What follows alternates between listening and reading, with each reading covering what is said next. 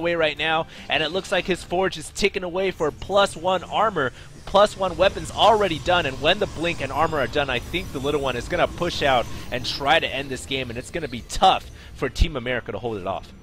Once again, Artosis going for those Mutalisks, not the best choice in this scenario, simply because once again he's stuck without an army. Now he does have Hydras on the way, but he really needed these Hydras before, because Hydras are fairly effective against these Zealots who do not have charge. You can back up and do some damage, at least a lot more damage than Mutalisks, and so this army is getting dangerously close to being terrorizing at this point. I mean, he is at 112 supply, he can really push out at any time. At this point, Artosis needs to just pump Hydras, no more time for drones, and just hope and pray he can get enough Hydras in time to defend this Doom push, which should be moving out here any second. Look at all those gateways that the little one is adding onto his main base. There's like 6 more gateways going up right now. My goodness, I think this in total might be something close to like 14 gateways right now, which means that the little one can just warp in 14 reinforcements whenever he pleases, and with these proxy pylons he's going to be able to reinforce very quickly. And here comes the large battle we've been waiting for. Artosis doesn't really have that many Hydralisks. Is the little one going to push in? No, the little one decides to fall back and wait for more reinforcements. He might just max out, man, at 200 and then push in and try to end the game. This is so tough to stop if you're a Zerg and Protoss and the enemy is basically spoon feeding with mules. Alright, Mutalisks on the left side trying to take out a turret, never a good idea as they are getting melted away. And man, just look at that army in the center of the map, so crazy. And I do gotta draw attention to the fact that the little one has been getting upgrades this entire time. He does have 2 forges that I can spot.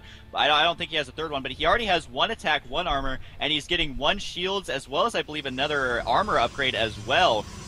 So his units are going to be very robust. And look at this, Genro even taking the high yield as if he needs more income. But this army just massive with so many Zealots, splitting up his army just a little bit to start marching in here. This could be very bad for Team America in game number 5. Alright, is Artosis and QXC going to be able to hold this off? Some blink action going down there. Not sure what that was all about, but we do have some Guardian shields going up, which is going to help reduce a lot of the damage. 3 force fields going to go down, which is really going to make it hard for those Stalkers to get in there. So we might see the little one blink. There goes the blink.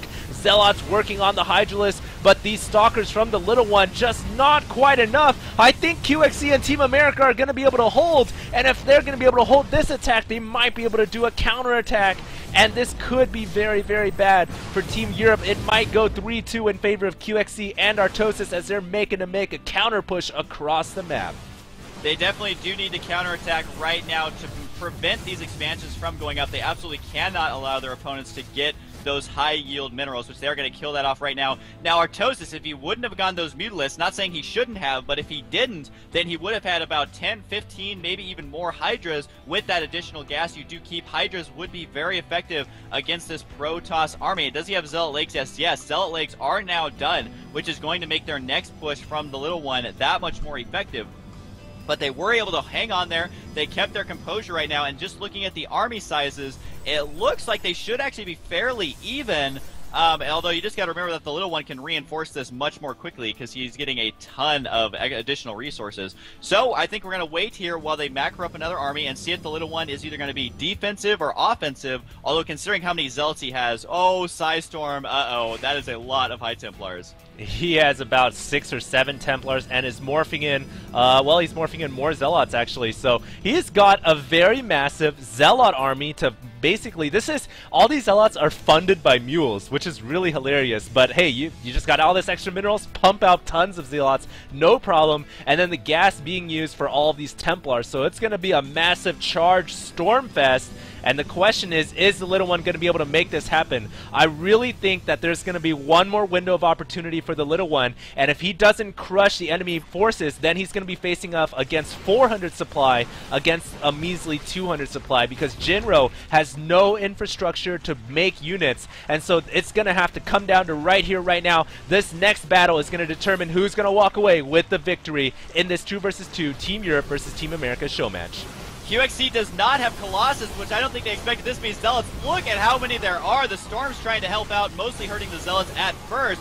Now, if there was 1 or 2 Colossus in this army, these Zealots would already be dead, but unfortunately there is not, and there is just so many Storms, it's just owning everything right now. And what he can do after storming all of these drones, look at the Storms going down everywhere. He can just turn these guys into Archons and try and win with that. Wow, the storms just carpet storming like storm napalm all over all of the forces. All the Hydra has gotten taken out. All the drones at Artosis' expansion getting taken out. This is absolutely insane. The little one continuing to push forward with these Templars. Do they still have energy? No, they do not. They are now morphing into the Archon, recycling those Templars for further use. And there's actually quite a large number of Archons morphing in here. This could be really bad for QXC as more Zealots streaming in from those pylons. That's like 15 gateways just morphing in more units. This is absolutely deadly.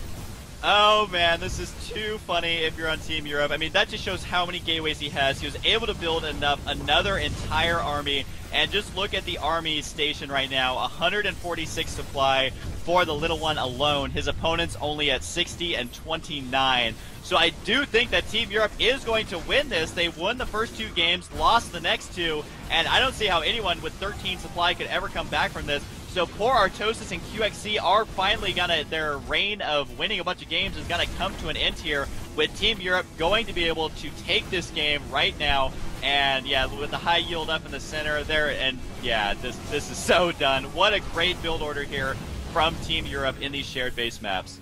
GG calls Artosis and QXC, so they are going to leave the game getting crushed by this shared money build, which I don't even think they expected. But that does really suck to just get completely rolled, steamrolled by Mass Carpet Storm. So once again, I hope you guys enjoyed this series cast. The 2 vs 2 show match sponsored by Tagalicious, so make sure to check out that sponsor link down below. And once again, if you guys enjoy what you see, make sure to subscribe to youtube.com/HuskyStarcraft as well as youtube.com/HDStarcraft.